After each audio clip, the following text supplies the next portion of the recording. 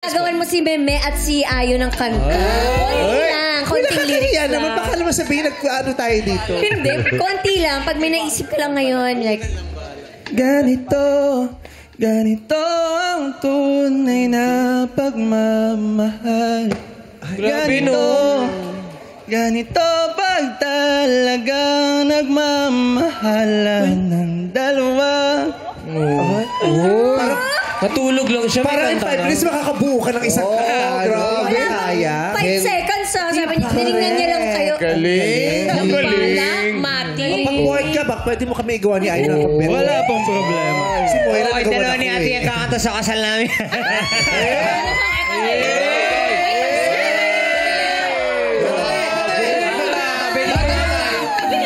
Matanong ko lang. May balak? May Philippine wedding ba? Magaganap? Piniprep yung mga mangyayari na October.